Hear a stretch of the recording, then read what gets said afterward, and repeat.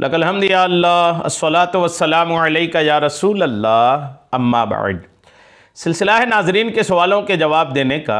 नाजरीन में से एक ने हमारे किसी वीडियो के कमेंट्स में ये सवाल किया है कि कितनी उम्र की लड़कियां तहज्जुद की नमाज़ पढ़ सकती हैं, ये इन्होंने पूछा है। यानी गोया कि ये पूछना ये चाह रहे हैं कि तहज्जुद पढ़ने के लिए लड़की के लिए क्या कोई एक उम्र तय है कि इस उम्र में पहुंचने के बाद ही तहज्जुद की नमाज़ पढ़ेगी, ये इनका सवाल है। आइए जवाब पेश करता हूं, तवज्जो के साथ सुनिए। पहले इजमाली तौर पर, हेडिंग के तौर पर ये तो याद रखिएगा कि नमाज तहज्जुद के लिए लड़की के लिए कोई एक उम्र फिक्स नहीं है कि इस उम्र में जाने के बाद ही तहज्जुद पढ़ेंगी, ऐसा नहीं है। यहां तक कि अगर बालिग भी नहीं है, नाबालिग भी अगर हैं, बहुत सारे बुजुर्गों के वाक़यात, सहाबा किराम के वाक़यात, अल्लाह वालों के वाक़यात आप पढ़ेंगे तो देखेंगे कि वो बचपने में ही अल्लाह की इबादत की तरफ हैं। बचपने में गौसे पाक का देख लें, पैदा होते ही रोज़ा रख लिया, देखिए अल्हम्दुलिल्लाह। तो रोज़ा भी एक तो एक इबादत है ना। तो नमाज तहज्जुद के लिए लड़कियों के लिए भी, लड़कों के लिए भी, नमाज तहज्जुद के लिए कोई एक उम्र की बंदिश नहीं है कि इस उम्र में पहुंचने के बाद पढ़ेंगी, ये बंदिश नहीं है। यहां तक कि अगर नाबालिग भी हैं तो भी अगर तहज्जुद की नमाज पढ़ना चाहें तो पढ़ सकती हैं। नाबालिग चाहे बच्चा हो चाहे बच्ची हो, अगर नमाज पढ़ी, तिलावत कुरान पाक की या कोई और नेक काम किया, तो वो नेक काम करने का सवाब जिस तरह बालिग अफराद को मिलता है वैसे इनको भी मिलता है। यहां तक कि उलमा फरमाते हैं कि जिस तरह कोई बालिग शख्स नेकियां करके ईसाले सवाब कर सकता है, वैसे ही कोई नाबालिग भी अगर है ना तो वो भी नेकियां करके ईसाले सवाब कर सकते हैं। यह उलमा ने किताबों में लिखा है। तो बहरहाल तहज्जुद की नमाज के लिए लड़की के लिए कोई उम्र की बंदिश नहीं है। जिस भी उम्र में अल्लाह तौफीक दे दे आप तहज्जुद की नमाज पढ़ सकती हैं।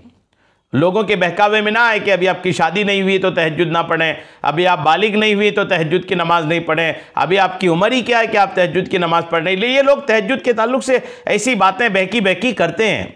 तो लोगों के इन बहकी बहकी बातों में बहक ना जाएं, बल्कि अल्लाह करीम की तरफ आने का अगर आपका दिल चाहता है, आपके दिल में अगर तहज्जुद की नमाज की मोहब्बत पैदा हो रही है तो इस्तेकबाल करें उस मोहब्बत का और उस मोहब्बत को अमली जामा पहनाएं और तहज्जुद गुजार बनने की सआदतें हासिल करें, तहज्जुद पढ़ने की सआदतें हासिल करें।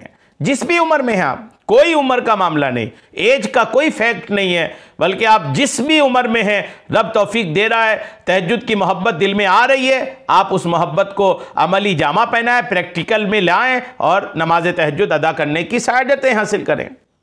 जी हाँ, घबराएं ना। लोग जो भी कह रहे हैं वो लोगों की बातें हैं कि तहज्जुद पढ़ेंगे तो वो हो जाएगा, तो वो हो जाएगा। कुछ नहीं होता। अल्लाह की इबादत का अगर साइड इफेक्ट हो तो दुनिया की किस चीज़ में आदमी आप अपनी पनाह महसूस करेगा, किस चीज़ में सेफ महसूस करेगा?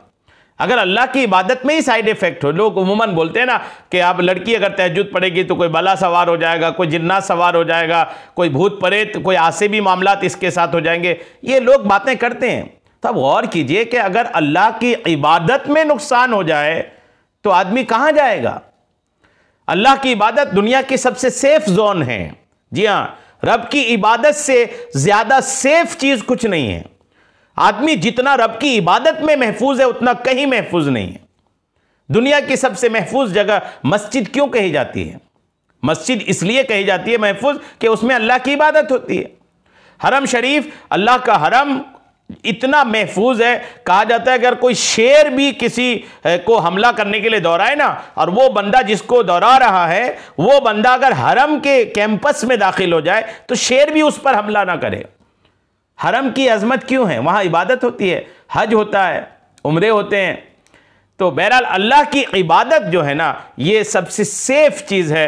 यहां कोई साइड इफेक्ट, कोई नुकसान का पहलू इसमें होता ही नहीं है। लिहाजा लोगों के बहकावे में ना आए और तहज्जुद गुजार बनने की सआदतें हासिल करें। जब आप तहज्जुद के लिए उठें तो इस गुनहगार को भी अपनी दुआओं में याद रखिएगा। अल्लाह करीम आपको तहज्जुद गुजार बनने और दीगर 5 वक्त नमाज को भी पढ़ने की तौफीक अता फरमाए। आमीन। बिजाहिन नबील अमीन सल्लल्लाहु तआला अलैहि वसल्लम।